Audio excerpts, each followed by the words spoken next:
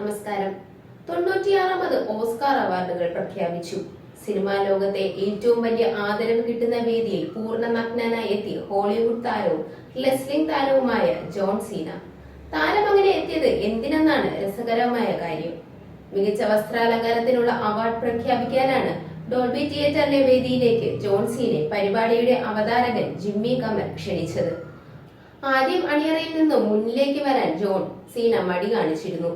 തുടർന്ന് വേദിയിലെത്തിയ സീന വിജയിയുടെ പേര് എഴുതിയ കാർഡ് കൊണ്ട് നാണം മറച്ചിരുന്നു. പിന്നീട് ഒരു തുണിയുമായി എത്തി ജോണിന്റെ നാണം മറച്ചാണ് അവാർഡ് പ്രഖ്യാപിച്ചത്. മികച്ച വസ്ത്രാലങ്കാരത്തിനുള്ള ഇത്തവണത്തെ ഓസ്കാർ ലഭിച്ചത് പൂവർ തിങ്സ് എന്ന ചിത്രത്തിനാണ്. മികച്ച സിനിമയടക്കം 4 അവാർഡുകൾ ഈ ചിത്രം നേടിയിരുന്നു. എന്തായാലും ഈ അവാർഡ് പ്രഖ്യാപനത്തിൽ ജോൺ സീനയുടെ പ്രകടനം സോഷ്യൽ മീഡിയയിൽ ഏറെ വൈറലായിട്ടുണ്ട്. 7 അവാർഡുകൾ നേടി ക്രിസ്റ്റഫർ നോളൻ സംവിധാനം ചെയ്ത ഓപ്പൻഹൈമർ ഇത്തവണത്തെ ഓസ്കാറിൽ തിളങ്ങി. മികച്ച ചിത്രം, മികച്ച സംവിധായകൻ, മികച്ച നടൻ, മികച്ച സഹനടൻ, ഒറിജിനൽ സ്കോർ, എഡിറ്റിംഗ്, ക്യാമറ അവാർഡുകൾ ഓപ്പൻഹൈമർ നേടി.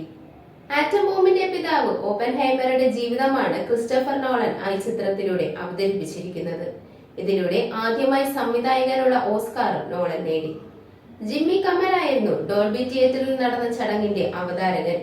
ഇസ്രായേൽ പാലസ്തീൻ സംഘർഷം നടക്കുന്ന ഗാസയിൽ സമാധാനത്തിന് വേണ്ടി ഒരു കൂട്ടം സെലിബ്രിറ്റികൾ ചുവന്ന റിബൺ ധരിച്ചാണ് ഓസ്കാർ ചടങ്ങിന് എത്തിയത്.